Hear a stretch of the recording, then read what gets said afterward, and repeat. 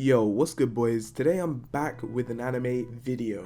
A video I wasn't even gonna make, but I've been seeing this float around online for a while now. Okay, first of all I'm gonna clear up, the title is Naruto v Luffy because those are the two animes I've personally watched. So I'm not going to be debating Ichigo and Natsu in this, but hopefully you understand that. That's why you clicked on the video. It's Naruto v Luffy, not Naruto v Ichigo, but yeah, you get me. And I was never going to make this video because between Naruto and Luffy with no powers, it seemed obvious to me who would win. However, it turns out this is not the case because I saw this one TikTok that really just pushed me over the edge. So yeah, I'm going to play that for you now, and we're really just going to dismantle this whole thing and really prove once and for all with full analytics, feats and facts only who would win this debate. Stupid anime Facebook post day 3. The question was, who got the best hands between Naruto, Luffy, Ichigo, and Natsu? And people had the audacity to pick every other character besides Naruto Uzumaki, the 7th Hokage, the son of the 4th Hokage, the student of the 6th Hokage, also the student of Jiraiya Sensei, one of the legendary Sannin, who also was a student of the 3rd Hokage, that same 3rd Hokage that learned under the 1st and 2nd Hokage. He comes from a long line of fucking hands, and y'all picked Ichigo, Natsu, and Luffy over him? What the fuck? Okay, now that you've seen that video, we're going to get straight into how I'm going to dismantle this completely. So first of all, the first thing I want to start off this entire video with is looking at the post. The post states, all hands, no powers, okay? No devil fruits, no kurama or jutsus, no mugetsu, and no, okay. So I'm assuming this includes haki as well, because if it doesn't, then that would just be completely ridiculous. I'm assuming he just didn't type it out. He just chose devil fruits, but no chakra and no haki involved either, okay? So I thought the best way to do this was to break it down into 4 categories. Number 1, combat experience. So this includes taijutsu training, you know, the training Luffy did as a kid, you know, all the knowledge they have on fighting, their fighting instincts. Number 2, strength, right? Strength is a big factor in fights, okay? A lot of the time, not always, but a lot of the time, the stronger person wins. Thirdly, speed. Speed is just as important as strength, if not even more important. Speed gives you an incredible advantage if you have it over your opponent. And lastly, durability. And obviously, just to make myself clear, all of these things will be looked at in their base forms. So Naruto, without chakra, without kurama, in his base human form. And Luffy, without haki, without the use of his devil fruit, in his base human form. Okay, let's begin. First things first, I want to talk about the TikTok and how stupid, just straight up stupid his point was, okay? The point in the TikTok was that Naruto's trainer was all fighters, right? So he's in a line of fighters. He was born into fighters, okay? First of all, in this argument, that's irrelevant. It means nothing, all right? It really does mean nothing. The only person that he brought up that means anything is Jiraiya, Naruto's teacher, okay? Because Jiraiya is the person who taught Naruto everything he knew, alright? Or, okay, not everything, but like, you get what I'm saying. The only people relevant in that point is the people who taught Naruto, right? Like, Minato means nothing in this argument, okay? Nothing. Because Minato did not teach Naruto everything he knows. Like, Naruto is his own person. Like, that's essentially saying, like, Picasso's descendants will just naturally be one of the best artists of all time, or Da Vinci's kids are just gonna be like incredible at art. Like, it's such a stupid point that like I don't even feel like I need to talk about it too much. Okay, now that I've just completely shown how ridiculously stupid that TikTok was, let's get into the first point, which is combat experience. That's how it goes. All of my opponents get disintegrated from the head to the floor like a rubber band. We show resistance and I'm pissing on them. These niggas my bed pan, bitch, I've been flight. Starting with Naruto's combat experience. Naruto was never really prolific at taijutsu. In the first parts of the Naruto show, he usually overcame his problems by forcing his way through, improving his ninjutsus like his Shadow Clone Jutsu and eventually the Rasengan. However, in Naruto Shippuden, or Shippuden, or however you want to pronounce it, I'm not Japanese, sorry, I'll just call it Naruto Part 2. When Naruto was learning Sage Mode on Mount Myoboko, or Mount Myoboko, once again pronunciations are going to be scuffed, he was able to utilize Frog Kata, a taijutsu style taught by the Sage Toads on Mount Myoboko. This greatly improved Naruto's taijutsu, and from this we get to see Naruto throw hands with some of the best taijutsu users in the verse, including people like Pain, and even though it's a 2v1, throwing hands with Madara at the end, and Sasuke, it's safe to say Naruto greatly improved his taijutsu skills during Shippuden and is a taijutsu master, meaning that when it comes to combat experience, Naruto is very, very talented and adjusted to throwing hands. Naruto's also shown great fighting IQ on multiple instances in the show, including when Naruto versed the third Raikage and used his intelligence to his advantage.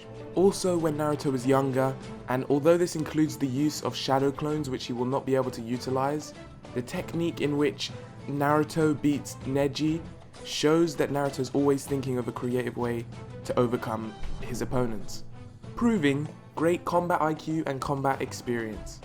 Okay, now on to Luffy.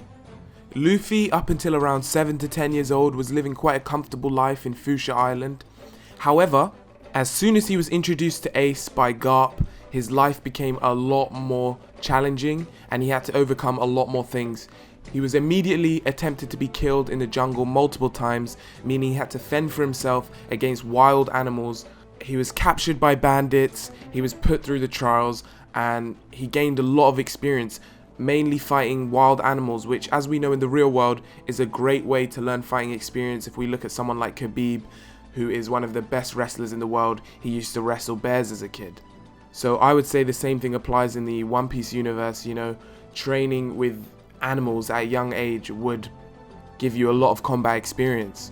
He then met an old man who taught him just a little bit more on how to kind of control himself, and as soon as he set out onto sea, he had experience after experience of fighting different unique type enemies and figuring out a way to overcome them each time. He didn't have as much pure regimented training as Naruto, who went through schools of fighting and taught by teachers and, you know, so forth.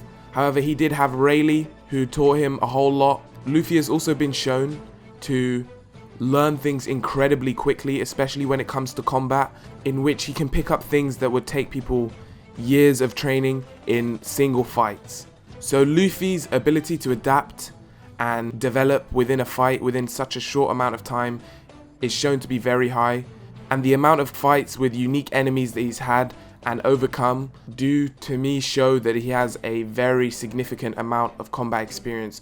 Although he does not seem like the smartest character, in a fight he definitely knows how to throw hands. So now that we've judged both Naruto and Luffy's combat experience, I think it's safe to say, in all honesty, avoiding being biased, Naruto will slightly have to take the edge on combat experience. It's only fair.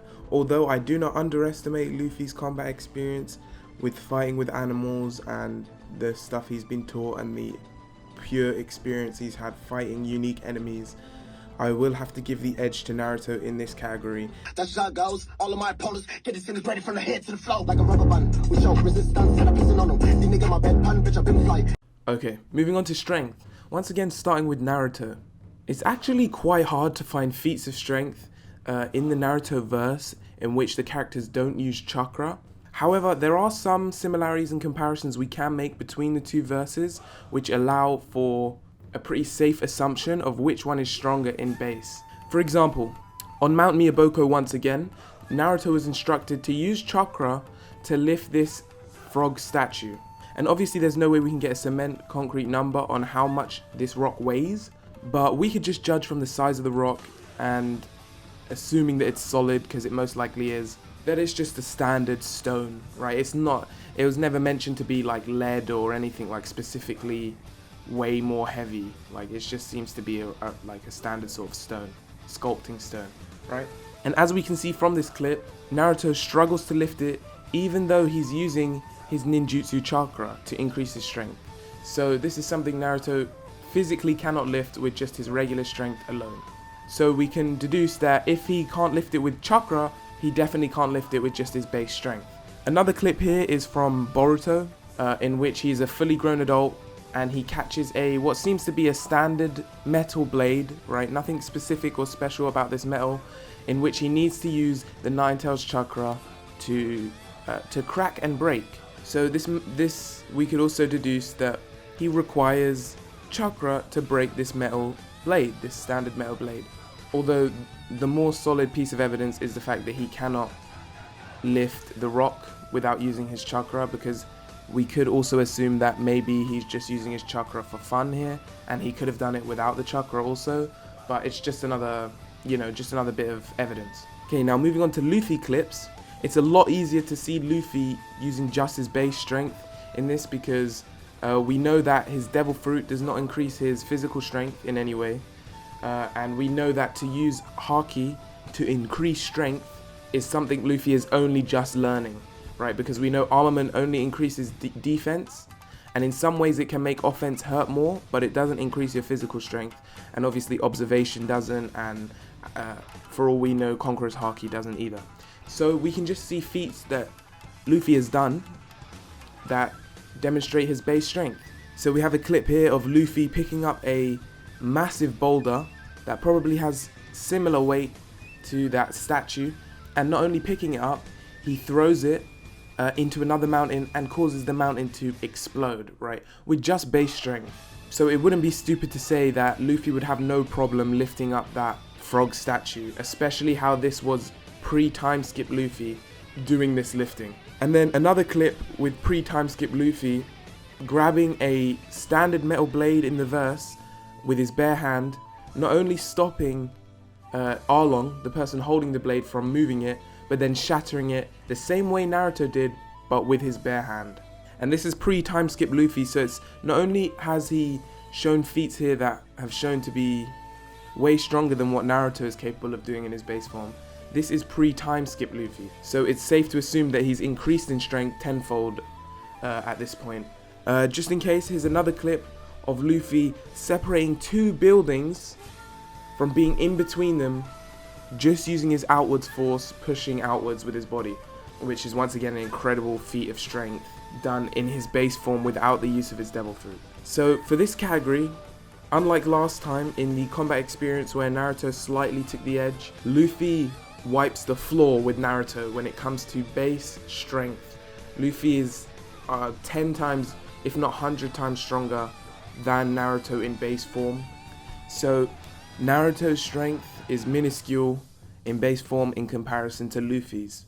This is just what I can judge from the feats, the facts. So yeah, Luffy takes the huge advantage in this category. That's how it goes. All of my opponents get this thing ready from the head to the flow. Like a rubber band. We show resistance and I'm pissing on them. These niggas my bed pun, bitch, I've been fly. Okay boys, these last two categories is where it becomes increasingly difficult to find any feats or facts that prove the stats of the characters in their base form. For example, with the next category we are doing, speed, it's almost impossible to find feats or facts that are noteworthy when it comes to Naruto using his base speed without chakra. It's a lot easier to find feats and facts of Luffy using his base speed just because of the way the powers in One Piece work. The same with the final category after this, which is durability. It's almost impossible to find any solid feats of Luffy's durability in base because, as we all know, his devil fruit is always active. However, let's get on to speed, and this time let's start with Luffy. Luffy in base has shown some incredible feats of speed. Once again, similar to his strength, in verse, he has dodged multiple photons of light speed attacks, as you can see in the clips here. And before I continue, I already know some people are annoyed with the fact that I'm counting these as light speed. However, they have not once ever been proven in verse to not be light speed, and to just assume that they are not because we feel like it's not the case. I've never really agreed with that when power scaling people, So if someone in an anime dodges something that is light, I will just assume that it's light speed unless it's explicitly stated that this does not move at the speed of light. However, to assume that it doesn't just because what we see or how we feel or what we think it should be, I will never agree. So I'm going to include in both verses, in Naruto and Luffy's verse, that moves that they dodge that include light or are light will be at light speed, in my opinion only. Because no matter where you look, you'll never really be able to find a concrete answer to this unless the creator of the show or someone in the show has stated a fact. So when you look up, can Luffy move faster than light? Some will say he can react faster, but he can't move. Some will say he can move faster. So I'm just going to stick with this is light speed in the Naruto verse, this is light speed in the One Piece verse, just to keep it simple. Luffy has also dodged light beams, as stated in the manga, that the Kuma pacifistas have somehow obtained the ability to shoot Kizaru's light beams, in which Luffy dodges. And some could say this is due to his observation haki. However, we do know observation haki just allows you to see moves at a faster rate. It does not increase your body speed, so his speed in itself is moving at these levels. Moving on to Naruto, there are very high feats of speed shown in Naruto. However, only one to be proven at light speed, which is Naruto point blank dodging a light speed attack from Madara. Although he was in the Sage of Six Paths form, one of the strongest and fastest Naruto has ever been, meaning there are not really any other feats of speed that I have found in Naruto that are worth mentioning, because none of them seem to be at light speed level. Please correct me in the comments if I am wrong. So from my deduction of these feats and facts, I will have to side with Luffy here and say that if it really came down to pure speed in their base forms without powers, Luffy would probably come out on top. There's not really been any clips of Naruto doing anything close to light speed in his base form, and the only real light speed attack that he has dodged has been in one of his strongest forms, and he only did it barely, although he was point blank, which is incredibly impressive. So in my opinion, Luffy takes the advantage here. That's just how it goes. All of my opponents get this thing ready from the head to the flow. Like a rubber band. We show resistance and I'm pissing on them. These niggas my bed pan, bitch, I've been fly. Okay boys, we've made it to the final category, durability.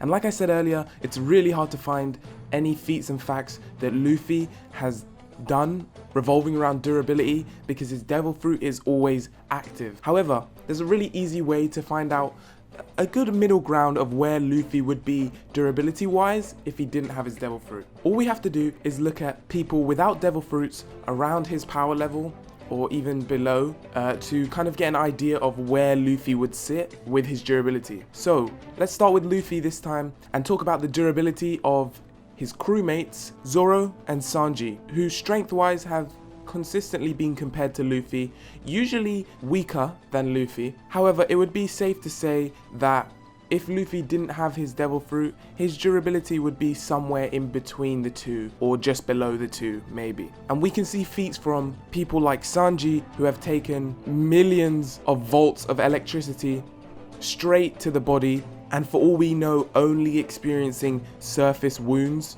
Once again, this is pre-time skip, no haki involved, no armament protecting him. We have people like Zoro who have taken slashes from the best swordsman in the world through the chest, and then within the next couple weeks fight a fishman underwater with the injury across his chest. And then obviously we can also talk about the incident in which Zoro took all the pain of Luffy, someone with a devil fruit, right, with the devil fruit. He took the durability as a regular human. I mean, he's not a regular human, but he is a human male similar to the strength of Luffy, so we could lowball Luffy as a little bit less durable than Zoro or a little bit less durable than Sanji. The point I'm trying to get at here is regular humans in the One Piece verse just seem to be incredibly durable. And that's just the case. And when I say regular humans, obviously I mean actual characters. I'm not talking about the random people running across the street who'll die to a single bullet.